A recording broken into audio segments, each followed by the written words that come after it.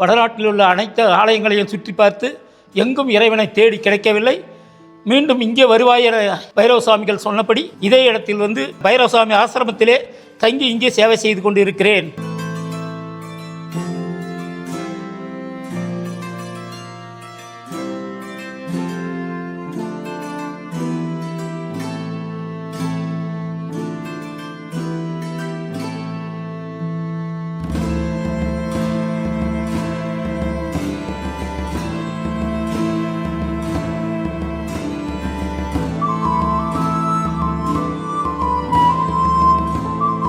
ரிஷிகேசி, gather, பத்திரி, கங்கோத்திரி, யமுனோத்திரி பல மாநிலங்கள் போய் வந்திருக்கேன்.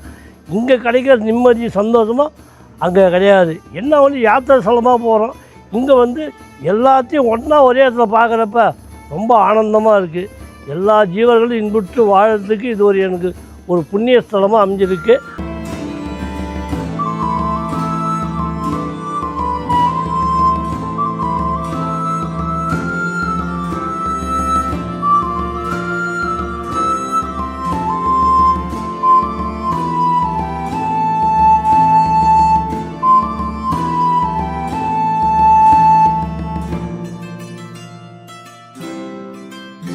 எந்த அடியார்களுக்கு எந்த ஒரு குறையும் இல்லை. எல்லா இடத்துலையும் சாப்பாடு வசதி, துணி வசதி அத்தனையும் செஞ்சு தராங்க.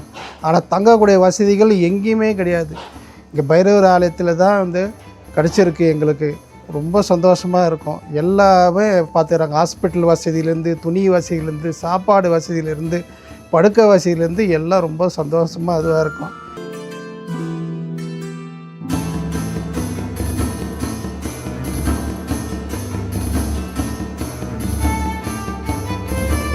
நான் பைரவ ஆசிரமத்தில் ஒரு 2 வருஷமாக இருக்கிறேன். எல்லா விதமான சகல வசதிகளும் செஞ்சு தராங்க.